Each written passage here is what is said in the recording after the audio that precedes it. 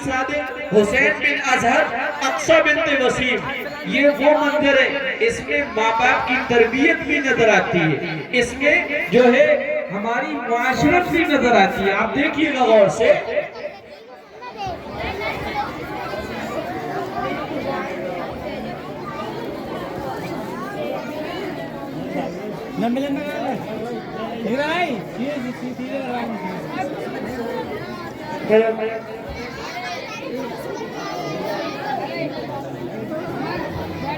अरे यार मेरी चप्पल चोरी हो गई।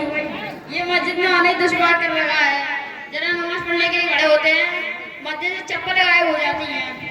अरे भाई क्या बात है कि परेशान और गुस्से से अरे मौलाना साहब मैं क्या बताऊं, नमाज पढ़ने के लिए आता हूँ, मस्जिद से चप्पलें चोरी हो जाती हैं।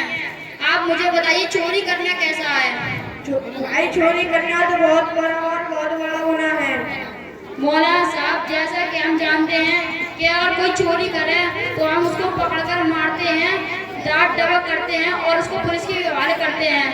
तो मैं ये पूछना चाहता हूँ, अल्लाह और उसके रसूल सल्लल्लाहु अलैहि वसल्लम क्या कहते हैं? देखिए भाई चोरी करना तो बहुत बड़ा गुनाह है। चोरी करना अल्लाह ताला को इंतहाई नापसंद है।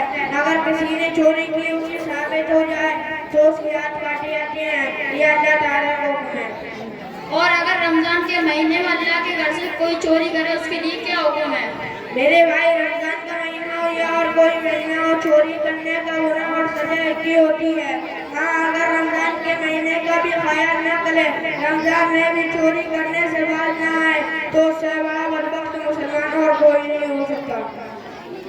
अरे यार फिर से अपनी चप्पल पहन के मस्जिद में कौन चप्पल गायब कर देते हैं? अरे भाई आप क्यों चिल्ला रहे हैं? अरे मौलाना साहब नमाज पढ़ने आते हैं, चप्पल गायब हो जाती है। अरे यहाँ कम बच्चे ही करते हैं।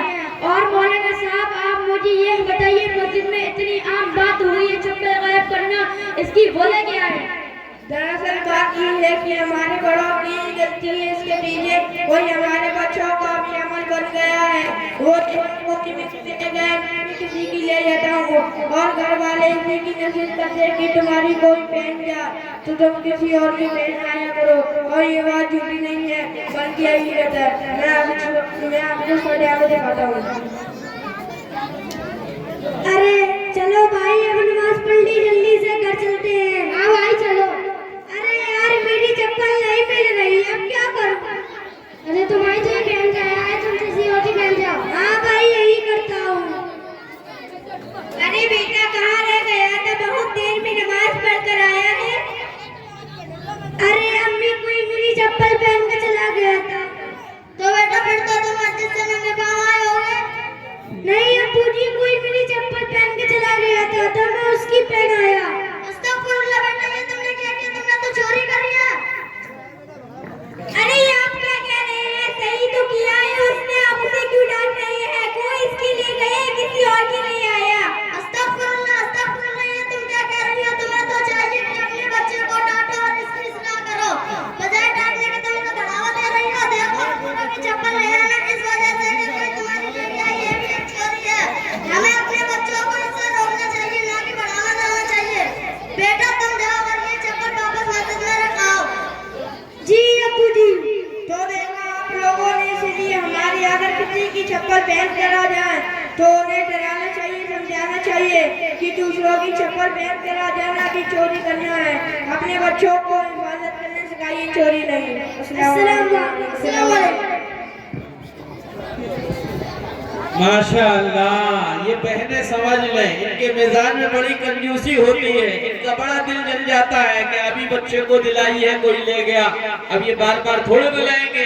अब तो बच्चे को यही सीख देंगे, बेटा तुम्हारी कोई ले जाए तो तुम छांट के अच्छी सी लेकर आना, अच्छी सी लेकर आना। तुम्हारे अब्बा कुछ कहेंगे तो हम आड़े आ जाएंगे। अब्बा बेचारे कुछ कह ही नहीं पाते, डर जाते हैं। ये सब भी डरने वाले, सब बीवियों से डरने वाले। किसी की जो है तूती बोलती ही नहीं है उनके आगे। जैसे कि इस डेमो में वो माँ का किरदार निभाने वाली लड़की कह रही थी, अरे चुप रहो, सही तो बच्चे ने किया, वो तो पहने है, किसी ने उसकी कोई उसकी पहन किया, वो दूसरे की पहना है। लेकिन मर्द बनो, शौहर बनो, उस बच्चे के डेमो की तरह समझाओ। हम क्या बच्चों को सीख दे रही है? बच्चे को बिगाड़ का बढ़ावा दे रही है। और हकीकत ये कि माएँ बच्चों को बढ़ावा देती है। इसलिए माएँ स्ट्रिक्ट बने, सख्त बने, दीन के खिलाफ, शरीयत के खिलाफ कोई अमल भी जो है कबूल न किया जाए, औरत को औरत तब्दील की जाए। और बच्चे मन के सच्चे होते हैं, फिर ये समझते भी हैं और फिर ये वही करते भी हैं। कैसे बोल रहा था भाई? बोल रहा था जी अब्बू अभी जाता हूँ, अभी मस्जिद में रख के आता हूँ।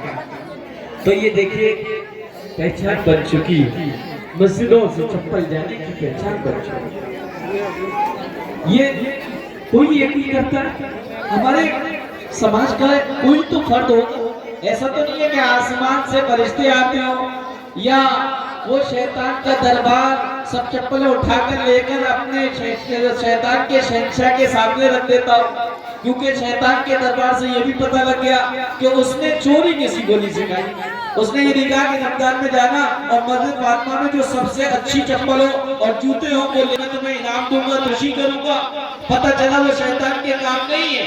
ये चप्पलों का ले जाना, चप्पलों का गायब हो जाना, एक चप्पल यहाँ मिलना, दूसरी चप्पल वहाँ मिलना, ये दुश्मनी है, ये नफरत, ये अदावत और ये जो है चोरियां, ये हमारे ही समाज के फर्द कर रहे हैं। हम ही में से इंसानों का काम है। नाम होता है अल्लाह के घर के मेहमानों की चप्पल चोरी की जाए, ना ना ना ना, ये तो बहुत बुरी बात है।